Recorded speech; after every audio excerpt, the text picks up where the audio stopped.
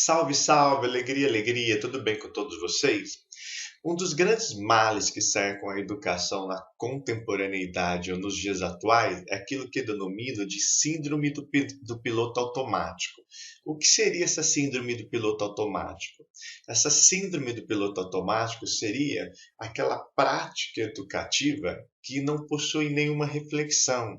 É aquele professor ou aqueles professores que vão ao trabalho todo dia, vão lecionar todo dia, participam de reuniões pedagógicas todo santo dia, mas dessa atividade ele não extrai, ou ele não faz nenhuma reflexão.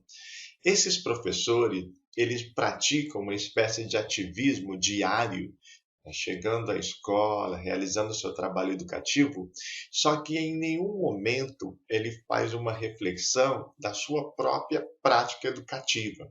É o trabalho pelo trabalho, é a praxis pela praxis, é como aquele carro que a gente coloca no piloto automático e vai, e a gente não consegue muitas vezes perceber nem o que estamos fazendo.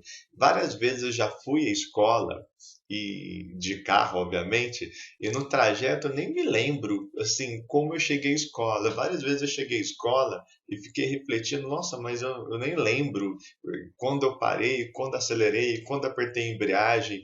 É simplesmente um piloto automático. Isso é um dos grandes problemas que a educação atravessa. Por quê? Porque todo ato educativo, por si só, é um ato reflexivo. Não existe um ato educativo que não cabe à reflexão, porque simplesmente ele vira um trabalho mecânico. E a gente nunca pode se esquecer, esses professores que possuem essa síndrome do piloto automático, que acredito que são vários e talvez até a maioria dos nossos educadores presentes nas nossas escolas, eles devem entender que educar é trabalhar com pessoas, não é como dirigir aviões ou dirigir carros. Quando trabalhamos com pessoas, trabalhamos com sentimentos. E esses sentimentos, eles têm uma força muito profunda no ato cognitivo de aprender. Então, esses professores, assim como eu, a gente deve se parar a todo momento e indagar qual é o objetivo, qual é a reflexão que trazemos da nossa ação educativa. Se eu chego à escola, abro o meu armário, tiro o livro didático, entro na sala e ensino sem nenhuma reflexão de método, didática, pedagogia, o nosso trabalho ele vai se tornar enfadonho por si só. Por isso que muitos professores se desgastam, porque eles trabalham no piloto automático. Eles possuem essa síndrome. Eles fazem as coisas muito mecanicamente, enquanto que trabalhamos numa área humanística e que pressupõe um ato reflexivo a todo momento. Então, por exemplo, o professor vai dar uma aula, o professor vai trabalhar com uma turma. De repente, a aula não foi bacana, a turma não foi bacana, aconteceu alguma coisa. Os professores, muitos deles, eles saem e vão para outra aula. Eu entendo que a nossa carga massiva, muitas vezes, não nos permite essa reflexão. Mas a gente deve fazer essa pequena reflexão, mesmo num andar de sala até outra sala.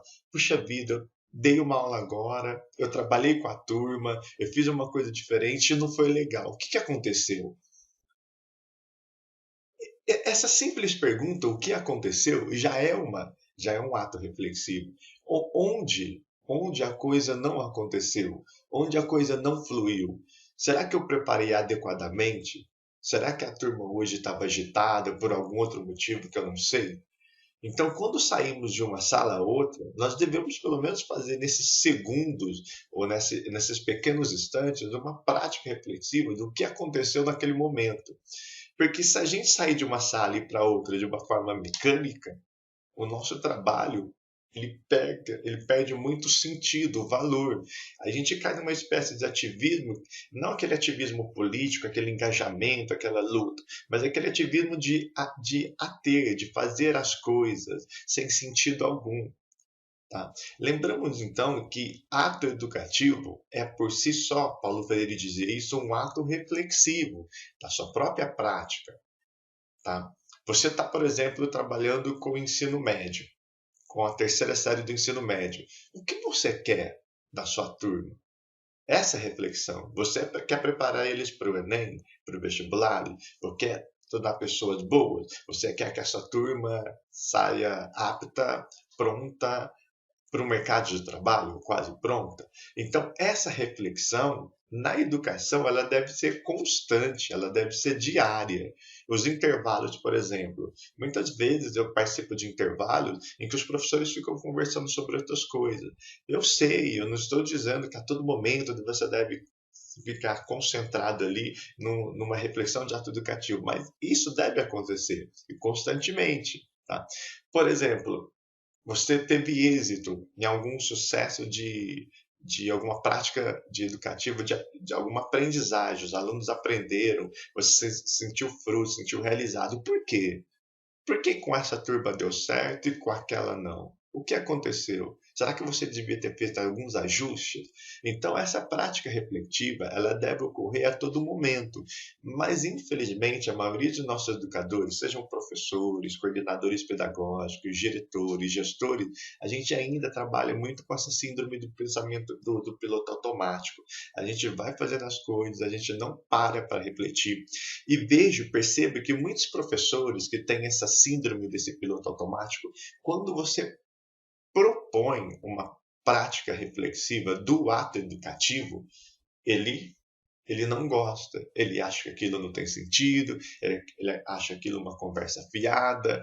Eu já participei de reuniões pedagógicas em que nós começamos a fazer uma profunda experiência dessa reflexão educativa, e muitos professores ficaram com dor de cabeça. Muitos professores eles queriam terminar aquilo logo, que eles tenham mais o que fazer, preparar a aula. Mas eu digo, preparar a aula para quê? Para quem? Quem é seu aluno? O que você quer preparar naquela aula? Qual a reflexão que você faz disso? Está entendendo? Então, muitos professores, eles caminham nesse sentido de não refletir quase sempre sobre nada em relação à educação. E quando você pressupõe isso, você é visto assim, de uma maneira chata, você é visto como uma pessoa assim, muito filosófica, e eles não entendem que essa base reflexiva é uma base mesmo, e todo o trabalho do ato educativo deve se assentar sobre essa base reflexiva. Não tem como você trabalhar ou fazer um ato educativo, ou você trabalhar na educação, tem que ter uma base, tem que ter uma base muito boa, tem que ter uma reflexão sobre aquilo de uma maneira muito legal e muito profunda.